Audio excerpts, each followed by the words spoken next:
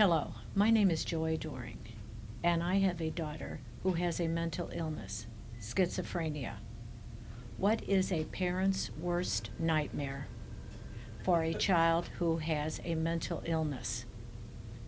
Incarceration, or worse, death. In 2005, my daughter Helena worked at a bank. She had just recently divorced her husband and moved in with us. I'm a teacher, and my husband was a manager at U.S. Steel.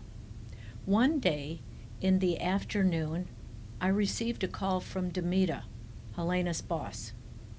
She told me Helena had locked herself in the back office and wouldn't let anybody in.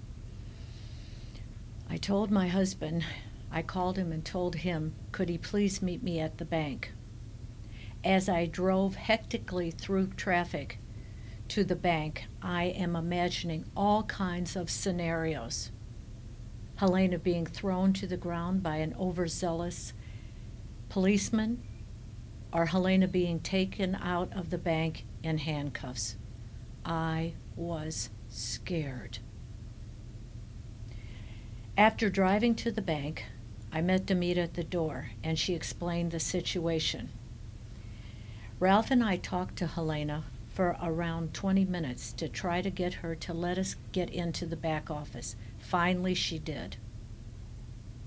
When we were in the back office with her, it took 1.5 hours to convince her that she needed to come home with us.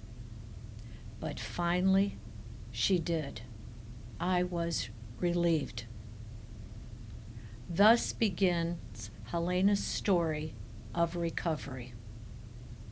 From 2005 to 2010, Helena was trying all different kinds of medication. It didn't seem to be working. She still could hear the voices. Finally, in 2010, her psychiatrist suggested that we hospitalize her and put her into the hospital to try the drug Clozaril. We did this, but she was in there for a month. Wow. If she had not had good health services and insurance, this story might have had a different ending. Now she is doing fine. 2010 was a wonderful year. She also graduated from college in 2010 from UAB with a degree in business. It was a good year. Again, this scary story might have had a different ending if Helena did not have a loving family and good health insurance. Fast forward to 2021.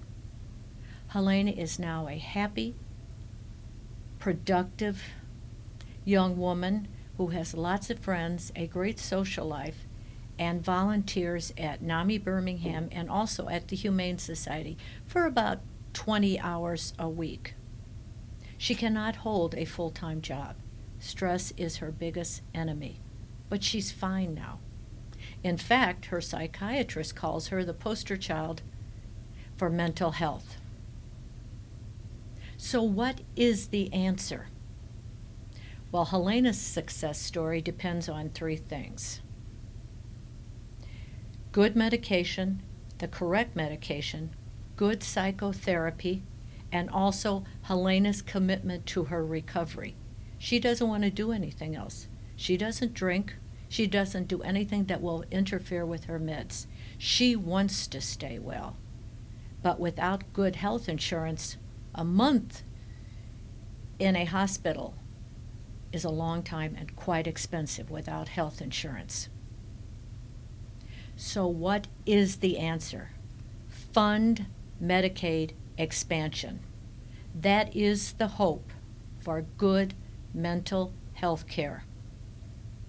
The Mental Health Coalition and NAMI are here to help you, to provide programs, to give you assistance in any way they can.